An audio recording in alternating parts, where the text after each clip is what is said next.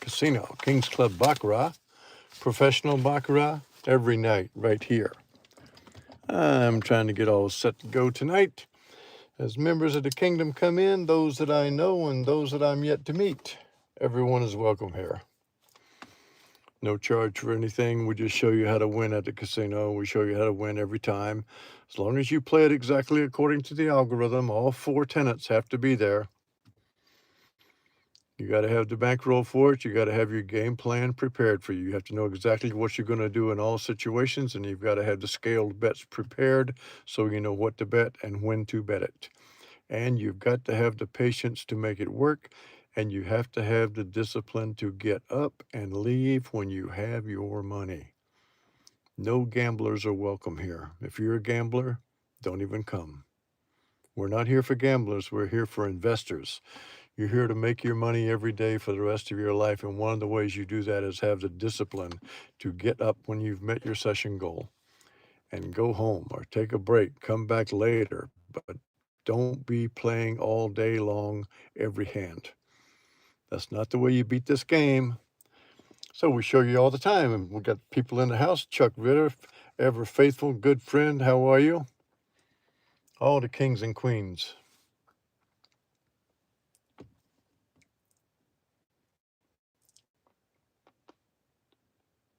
Are welcomed in the house. Robert Simpson, how you doing? Gary Sherinian, KC Steve, back on the road tomorrow, headed west or east. Which way? I doubt you're going north or south, so you're going west or east tomorrow, KC. Trish Graves, good evening. Paul O'Brien. Paul, 7 o'clock tomorrow night, Terre Haute.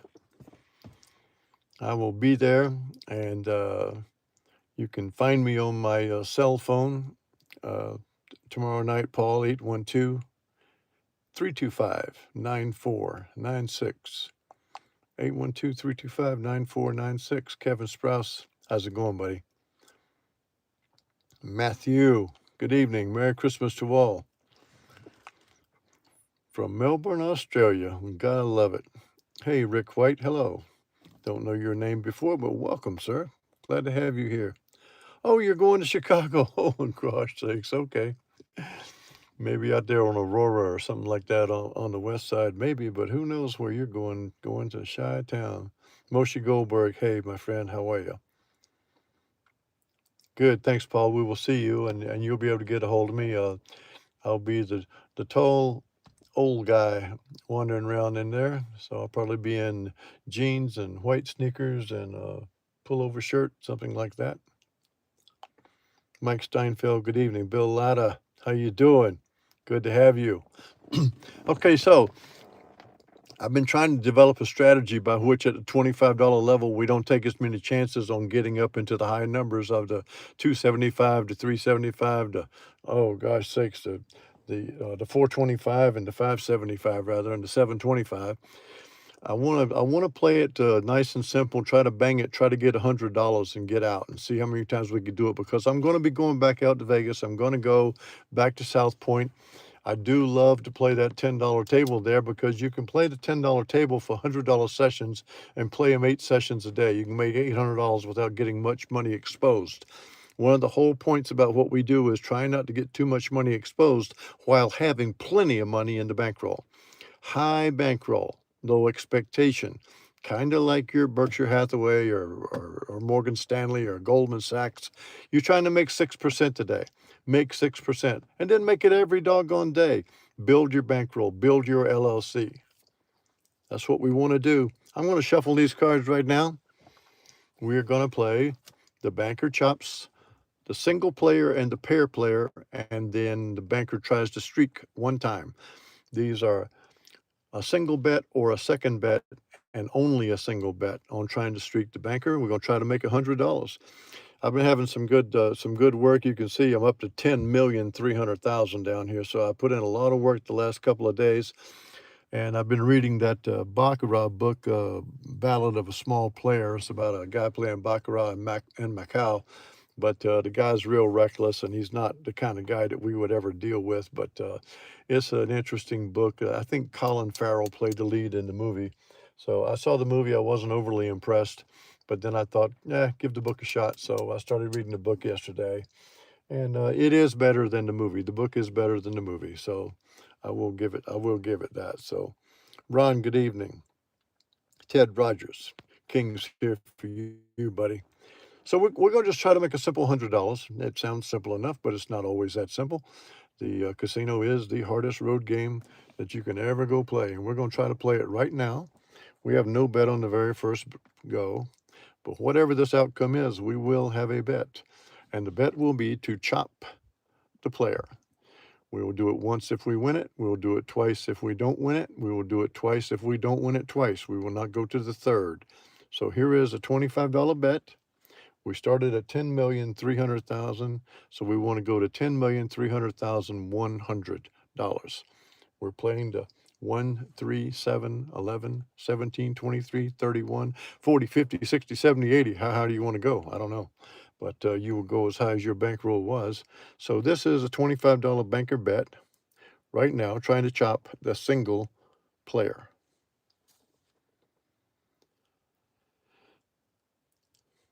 Okay, so we got $24 in the house. So now we immediately go right to streaking the banker. That's the way this works. You immediately have another bet.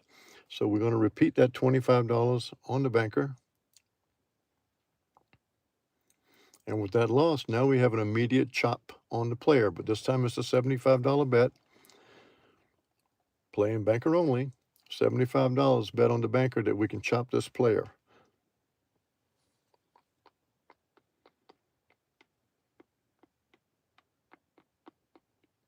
Didn't get it. The next bet is 175. This is why I like the $10 table. This would not be that high. So let's get 175 bet on the banker. Second time. Couldn't do it. So good. So now we have no bet because we've got two players in a row. The next bet will be 275. And it will be on trying to streak the banker.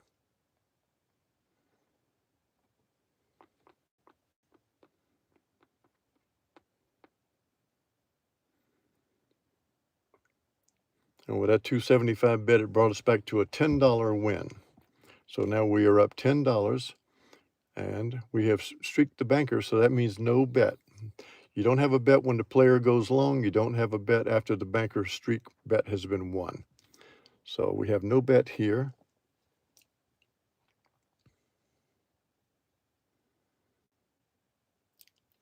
And I'll show you the audible I'm going to call here. And I'm going to call an audible because of the goal of $100. So we got a player win there. So we're going to try to chop the player. We got back up to $10. So we're $90 away from our money. But I don't have a $90 bet. And if I played $90 and lost, I don't have a place to go. So I want to go higher than 90, not lower than 90. So what is our bet? Our bet is 175. So it's just as if we went down one unit. It's a $175 bet. Trying to chop the player. There it is. Okay, so I messed up. We won $176. But this is what I wanted to show everybody, that this is how we can do it. We did get up to 275. That is only the fourth bet. But we did get up to 275, and that is a 17 times bet. If we're playing the $10 table, it would be 170, and that's why the $10 table works so great. If you're trying to make $100 win sessions, you get up into that 1, 3, 7. The 7 being a $70 bet. The 11 bet is 110. So you can ping pong on that 110 and 70, and you can get your $100 real easily.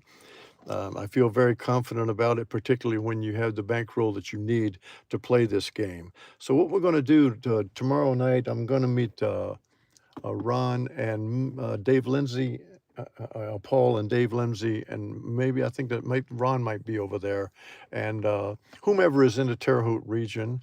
The same thing, Crystal, I didn't see Crystal tonight, but Crystal, if you tune in later at 7 o'clock tomorrow night, we're going to be at the Eyeblock in Terre Haute. Now, looking at the Eyeblock, the one thing that I would say about it, I've had people send me some Eyeblock big rows. They've been very kind about it, and everything works just fine playing this with the Eyeblock. But I would say this: the problem that you have with the Eyeblock is it is a complete random on every hand. It's like you're playing a shuffle machine blackjack. Every hand that's dealt out is dealt from all 400 cards. Matter of fact, since it's a random number generator, I don't think there are an amount of cards. I think it's like unknown how many cards. It just selects what it wants the next cards to be. I'm not saying that it's intuitive. I'm not saying that it has figured out a way to beat you and that we'll do that, but it might. It just might. I'm going to address you in just one second, Matthew Paul. Thank you for that comment. That's really a smart comment there. So the RNG slot machine, Eyeblock Baccarat game, it does not deal with cards. It does not go deeper into a deck with penetration. It doesn't really start after a shuffle. It has unlimited numbers of cards available to it all the time. It's like if it were to deal like say 5 naturals in a row, 9 face, 9 face, 9 face, 9 face, 9 face, 9 face, and you had 10 nines dealt out. I don't think the deck is depleted of nines. I think it can keep going with nines. I think that it is an RNG, and it just gives the card that the computer tells it to give. But we're gonna have some fun with it. We're gonna play it $5. We're gonna play it a $5 base bet. I'm gonna take about 1,000 over so I can cover the bets of all of our friends, and we'll go see what happens with it. We'll be prudent and we'll be disciplined. But at the same time, we want to give this thing a good ride and look. It doesn't matter what happens. I'm not going to become convinced that we become Eyeblock players. That is off the table. We want a fresh shoe, 400 plus 8 decks, and we want to start off the fresh shoe every time. Smaller session wins spread over multiple sessions. It does work, and we know it works. I want to be going in there with 10, 15, 20,000 for my stay there. I want to play for everybody. We don't have as much money in the corporate pot as we would like to have because we haven't been playing and we haven't been telling people that they're interested in putting some money in, and a lot of people have taken money out because they needed it for other reasons. And please don't misunderstand, that's definitely all right. Somebody wanted their money, I'll send it to them. But I am planning a trip to Vegas, and we do need the money to do that. And so I want to go out. I want to play South Point. I want to play it multiple sessions a day. I want to play it for low session profit wins of $100. I want to play it hard, and I want to play it exactly this way. Now, I do want to leave you with one thought, and I'll do it here randomly because I don't know what would happen. But here we were playing that banker would chop the player 1 or 2 times, or the banker would streak 1 time. But you can play it the other way too. You can play it player chops the banker, 2 bets. Player streaks, 1 bet. And if we had done that here, we're down 1 bet here because it did not streak. But then we chopped the banker. So that was a loss of 1 unit. That's a win of 3. So we're up 2 units right here. And then we're going to play player streaks. And there it is. So now we're up 4 units. We're going to play chop the banker. Right here we lose, but lose 1. So we're down to 3 units plus 3 units. Then we bet 3 units here when we win. So now we're up 6 units. And there we're going to bet that we streak, we lose 1, so we're up 5. We bet that we chopped the banker, and we did. So you're up. You win either way here. We won with betting banker chops single or pair of players, and banker streaks. We also won with player chops banker 1 and 2, and player streaks. And so it's really kind of balanced out whichever way you want to play it. We also could have played it banker, banker, banker, player, banker, player. Lose, win, lose, win, lose, win, win, win, win. But using that pattern, it does run out after a while. It didn't run out tonight. But there were 3 different ways we could have played tonight. We'd have won in all 3 ways. And the reason we would win in all 3 ways is because we're using actuarial science on how you play the doggone game. So to all of you, thank you very much. Joseph Gorecki sneaked in. Dagsy! Dagsy, you've missed it all, buddy. You got to watch it on the replay. Dagsy's been sending me some good stuff, and we've been working out. Dagsy, I hope you appreciate that. I did put in the work for you. Every time you sent me stuff, I didn't play around with it. I'm not going to let you down. So I put in the work. Moshe Goldberg, thank you very much. Tomorrow, we do have novel ideas. We play this game like nobody else plays it, and we live and breathe this game, and it's because this is an actuarial game. It's pretty much a 50-50 game. There's no other place like it in a casino. But if you go in and watch Baccarat games, you'll see people lose all night long. When you play player, then you play banker, you play player, then you play banker, you play according to instinct, you play according to numbers, you play according to a coin you flipped in the side. However you wanted to do it, bouncing back and forth is the way you lose.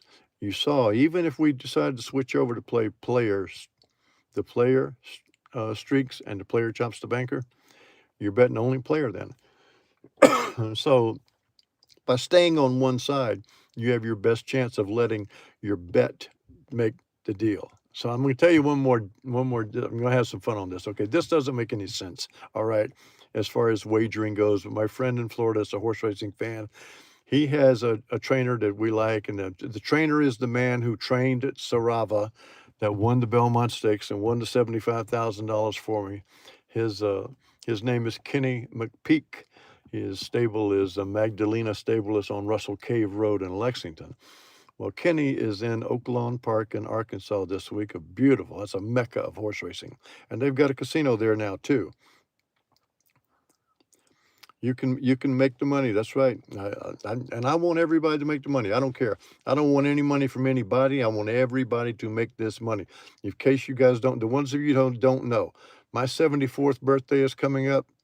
And I may not be as rich a man as I have been at some other times in my life, but at this point of my life, I don't need to be rich. All I need to be able is to have my life, and I do. I have my life.